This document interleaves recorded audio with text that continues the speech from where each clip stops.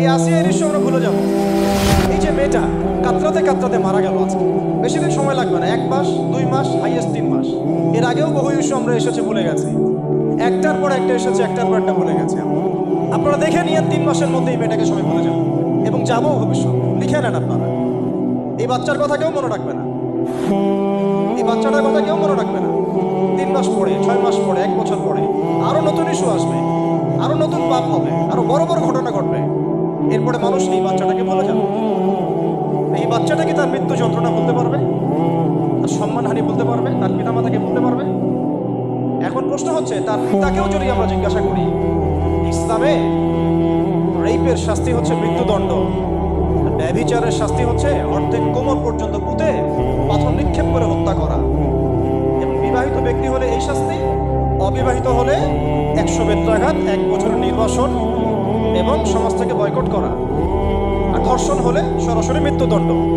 3 মাস সময় লাগার কথা না, 3 দিনের মধ্যেই করা সম্ভব।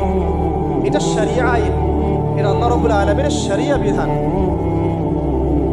এখন তারাও কি এটাতে রাজি হবে? যারা শোক প্রকাশ করছেন তারা কি এই বিধানটা কার্যকর করতে রাজি হবে?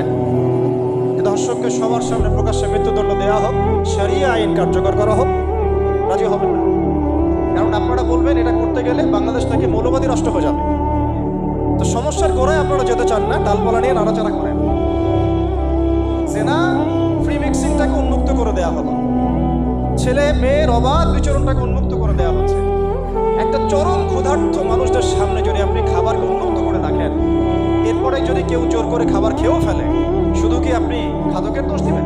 পুরো সিস্টেমটাই দায়ী, পুরো সিস্টেমটাই দায়ী। এখানে আপনি নারী পুরুষকে অবাধ মেলামেশা দিয়েছেন, ফ্রি মিক্সিংয়ে দিয়েছেন, একদম ছোটবেলা থেকে, স্কুল লাইফ থেকে, কলেজ লাইফ থেকে, ইউনিভার্সিটি লাইফ থেকে, জব সেকশনে, এমনকি রাজনীতি করতে গেলে কর্পোরেট সেকশনে, ব্যবসায়িক সেকশনে, অফিস আদালতে, সব জায়গায় ফ্রি মিক্সিংকে অবাধভাবে আপনি উন্মুক্ত করে দিয়েছেন, আমরা উন্মুক্ত করে দিয়েছি। এর উপরে ছড়িয়ে দিয়েছি পর্নোগ্রাফি। পর্নোগ্রাফি সবার ফোনে ফোনে। পর্নোগ্রাফি দেখতে থাকলে একটা মানুষ বাচ্চাকে না, কয়েকদিন পরে পশুর সাথেও জেনা করতে পারে। যদি সামনে দেখেন যে মানুষ পশুর সাথে জেনা করেছে, আপনারা অবাক হতে পারেন, আমি অবাক হব না। কারণ পর্নোগ্রাফি মানুষকে পশুর সাথেও জেনা করতে শেখাবে, বাচ্চা তো কিছুই না। এর উপর আছে বিবাহ বহির্ভূত সম্পর্ক, ব্যভিচার, জিনা, ফ্রি মিক্সিং, ভ্যালেন্টাইন্স ডের মতো দিবসগুলো পালন করে ছেলে মেয়ের অবাধ মেলামেশা। আর এই জেনাগুলোকে আমরা বলছি কাছে আসার গল্প, যেখানে ওর উপরে 100 বেত্রাঘাতের শাস্তি অলরেডি মজুদ হয়ে গেছে। আর কতগুলো যে জেনা হয়েছে এটা তো আল্লাহ পাক ভালো জানে। একটা দুইটা তো করে নাই, একটার পর একটা চেঞ্জ করেছে। বিবাহিত ব্যক্তি পর্যন্ত অন্যের স্ত্রীর সাথে জেনা করেছে। আর এটা তো ধর্ম তো অনেক বড় বিষয়, ধর্ম তো অনেক বড় বিষয়। এটা তো একটা মানবতা বিরোধী অপরাধ, এটা তো একটা মানবতা বিরোধী অপরাধ। এখন সমস্যা কি এককেন্দ্রিক? এটা বহুমুখী সমস্যা। ফ্রি মিক্সিং রেখেছেন, পর্ন চালু করে দিয়েছেন, এবং সবচেয়ে বড় কথা, এর শরঈ বিচারটুকু নিশ্চিত হচ্ছে না। তাহলে সমাজের মধ্যে এগুলো কমবে না বাড়বে? সিম্পল, সমাজের মধ্যে এগুলো বাড়বে। 6টা কাজ করেন, ইনশাআল্লাহ তাআলা কমে যাবে। প্রথমত শরঈ পর্দা নিশ্চিত করেন, দ্বিতীয়ত ফ্রি মিক্সিং বন্ধ করে দেন, তৃতীয়ত আপনারা জেনার শাস্তি চালু করেন, চতুর্থত সমকামিতা বন্ধ করেন,